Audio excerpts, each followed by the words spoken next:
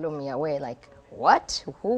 Where? How? You know, because I knew Yeah. he wasn't married. You know what? So, And you haven't heard about Debbie? yeah, no, I mean, I knew of her, but I didn't know that they had a relationship. So then he called me and asked me, you know, did they tell you about it? When he called the office, I happened to answer the phone. He said, did they ask you about what I asked? I said, yeah. I said, but I'm going to have to pray about it. And so, And Debbie was pregnant at this point? yeah, it was before, because it was in January, and Prince was born February 13th. Wow. It's Yeah, like, and see, I didn't even wow. know that. That's how quiet they kept it. Wow. Yeah. That is there. So it was. I was given a short time to prepare. So then you went, so what, you relocated from the office to his home? Yeah. Once I realized, you know, my ego got out of the way. It's like, this is what you ask God for. You know, it's like, I truly believe, ask and you shall be given. You know, Yeah. you know how they say, be careful what you ask for. You Yeah. know? It's like, ask and you shall be given. That's what I. And when I started taking care of the baby, it was unbelievable because the disease went away. Not the disease, the illness. My platelets were fine. My joints were not achy. Slowly by slowly, my doctor started taking me away, tempering off the medication. I was on heavy-duty prednisone and Plaquenil, which is medicine Yeah. to treat the slowly. But I was in remission because I was happy. I was in my element, and I just fell in love with him from the moment because I thought I'm Prince. going to do it for 6 months, and then go. You know. In this kind of situation, you've been terminated. So what do you do next? What do you think? Started putting together my website. I'm thinking, okay, I got to find another position, another job, another something, you know. But of course, in the back of my mind, I'm still hurt. I'm angry. I'm hurt. I'm sad, you know. But I have to do something. I have to make a living. So okay, I'm gonna create a company, you know. But also, these are your babies. Did you try? I mean, they don't know why you're not there. Yeah, that's what hurt me the most. I never got a chance to talk to them and tell them I'm sorry. You know, we're not going to be seeing each other. No, but I did write begging, please let me say goodbye to the kids. Please, please, please. Nothing. You wrote because he wouldn't take your calls. Yeah. Did you try to call him? I want to see the kids. The phone changed. You know. Oh.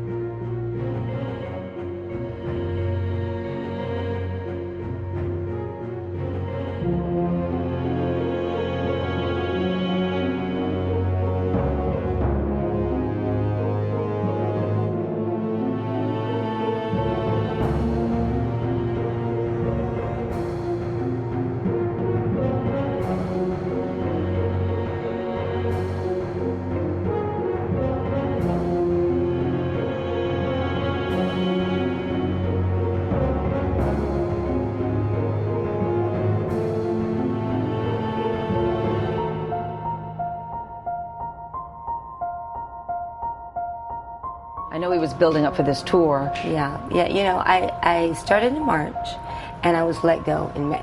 I was let go in May, only to return back in the beginning of June, top of June.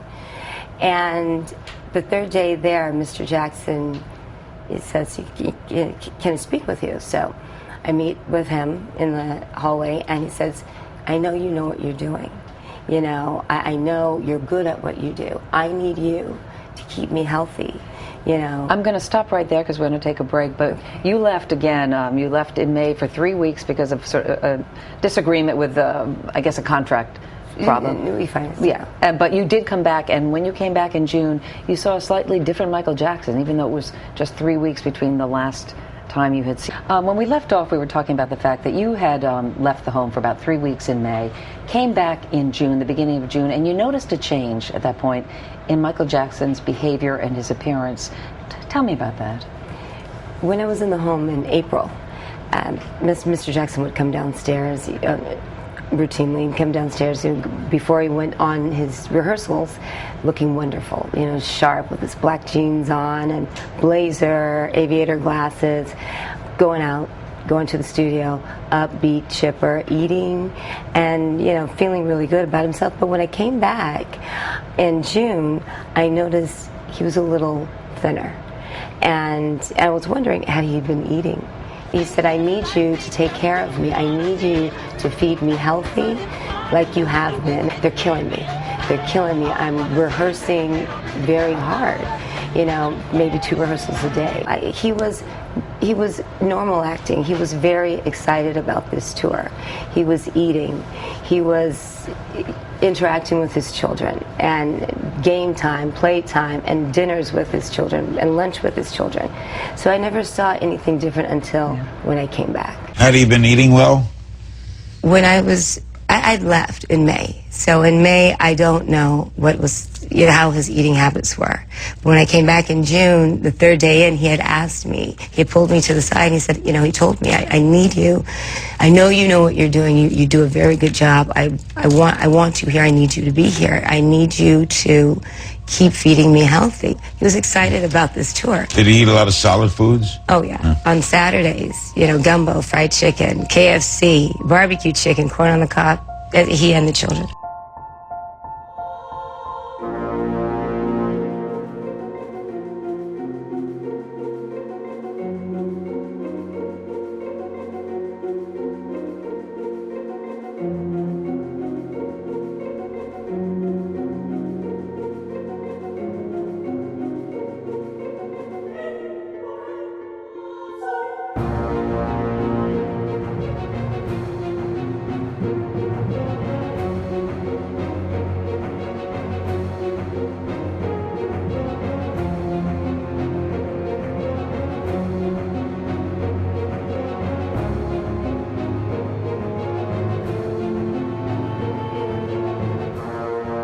first impression was he was very dressed up. He looked like the Michael Jackson that, you know, everyone sees on TV when he's in public. Yes, he did look thin or slim. He was talking very slowly, and he was moving very slowly. The first couple of days he was at a distance. You know, he had the surgical mask on. He had like this shower cap or surgical cap, you know, bluish color. And, but how would you describe him physically? Would you say that he was well prepared for an upcoming tour? Would you describe him as being frail? In the process, when I saw him, you could say everything was in the process of, you know, in the making of. So, you know, that was my impression, you know. Were you shocked by Michael Jackson's death? Was I shocked? No. Because even beforehand, during my time of employment, I had mentioned to close members of my family, like my mother and my sister, I expressed to them, I said, I don't think he's going to survive this concert tour. You know, and they said, why? And I said, because, you know, that's too much stress and pressure on somebody like that. You know, it's like it's one thing if you're doing it for the love of it. It's another thing if you're doing it to get yourself out of debt. It was mentioned on a couple occasions that certain people felt that the reason certain staff members were no longer there were possibly because of the kids. You know, if they didn't like an individual, or if they felt uncomfortable with an individual, you know, the word would get back to Mr. Jackson, and the next thing you know, they were looking for someone else.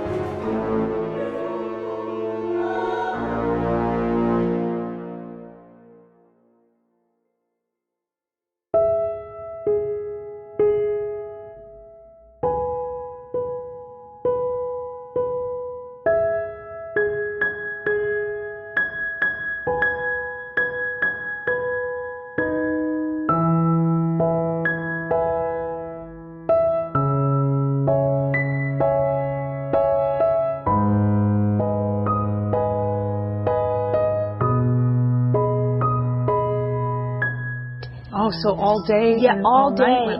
And right away I heard they called people, and people came there and they fired all the staff, which was very strange to me. Immediately the staff was fired. It says, go, you can go home. So who's the they? Do you know? The people that were working there, actually, the people that were in charge.